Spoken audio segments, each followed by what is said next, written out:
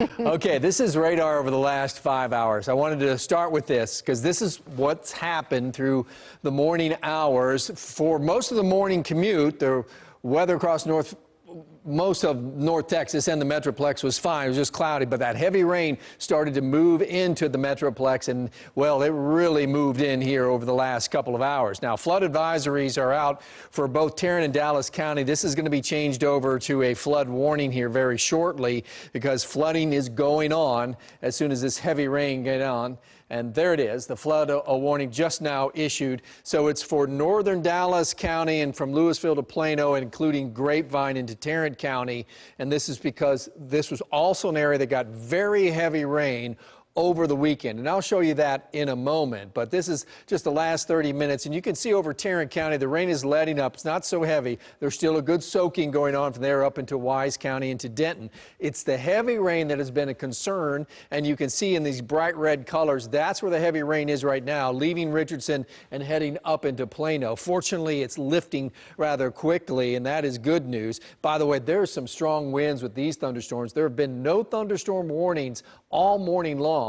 These are the first flood warnings issued for the Metroplex. Otherwise, the only warnings have been flood warnings. A lot of lightning heading into Mexia. You can expect some 40, 45 mile per hour winds, but this is the highlight of where the heaviest rain is going. It's starting to let up down to the south, but you see from Richardson to Addison, this color, that's rainfall rates up to 2 inches an hour, and indeed, some of these gauges have seen a half an inch to an inch of rain in 15 to 30 minutes. So this is a very heavy rain.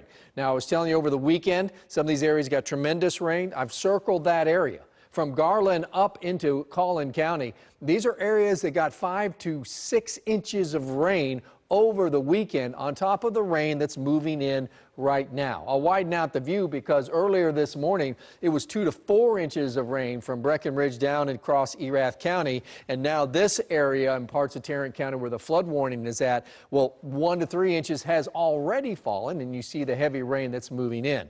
Now, a flash flood watch continues for most of North Texas until 7 p.m., but all this heavy rain will be falling over the next 2 hours. Futurecast shows its fate. It's going to move and spin off to the east and take the heavy rain off into our eastern counties where there could easily be significant flooding problems from Mineola down to Tyler and maybe into Anderson County. Some severe weather with this as we get into some daytime heating. This is at the end of the day, and you see these thunderstorms crop up. We'll have to keep an eye on that. I think in the overnight hours, we could have another round come in, but the severe weather threat later on this afternoon is damaging winds, large hail. Does include the Metroplex, but I think it's mostly down to the southeast. As we'll watch this overnight, again, threaten us with some rain. It doesn't look like that threat is going to be as high.